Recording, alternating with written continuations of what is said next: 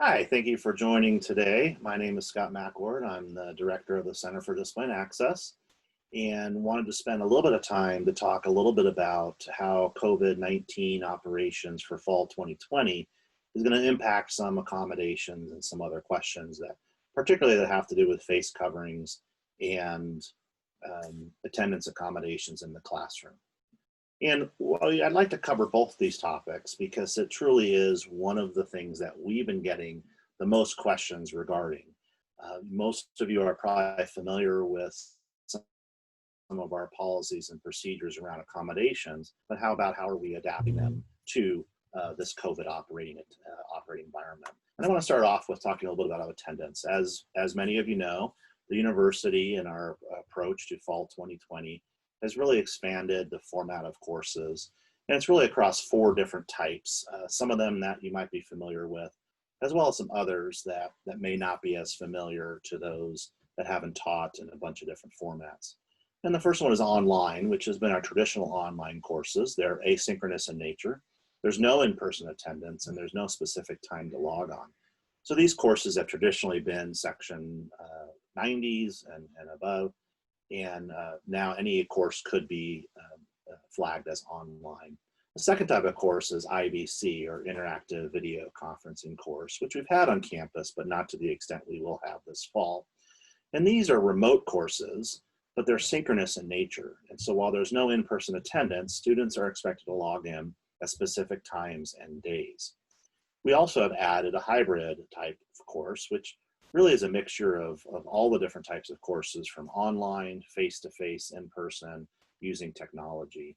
And then of course our traditional in-person courses.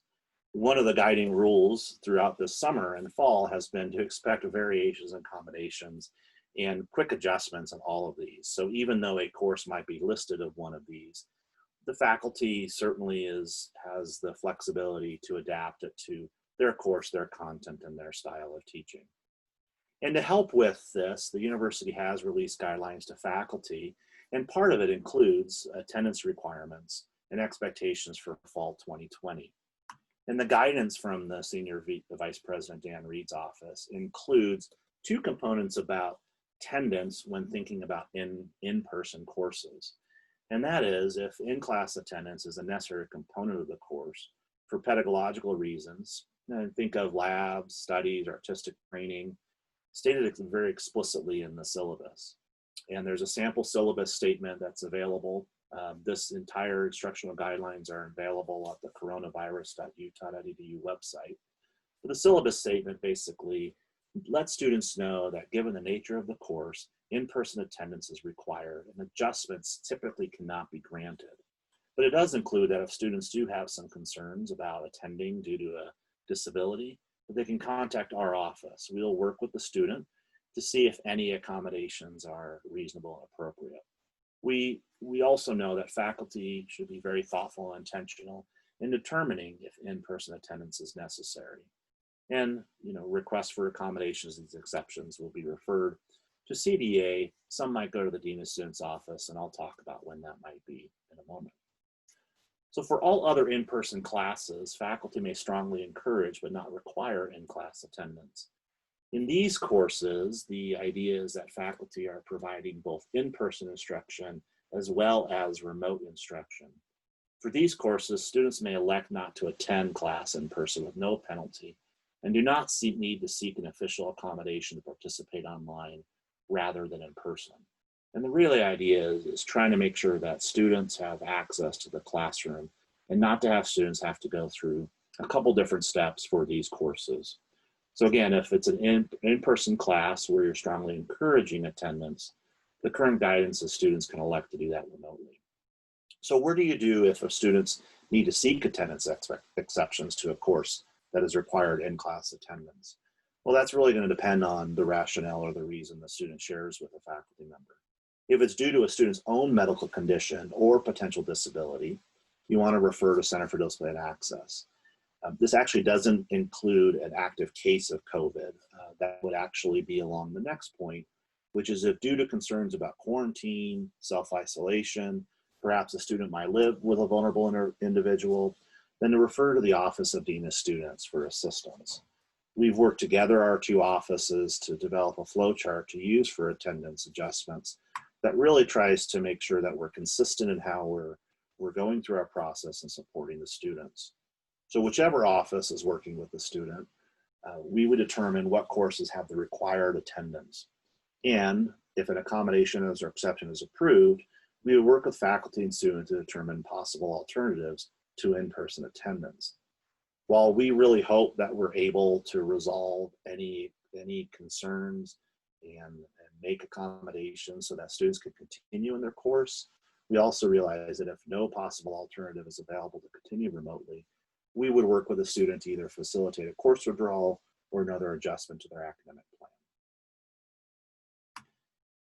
And we also will be working with some students around the questions of face coverings. As you know, all individuals are required to wear face coverings in common indoor areas, including classrooms, while maintaining a 6-foot physical distance.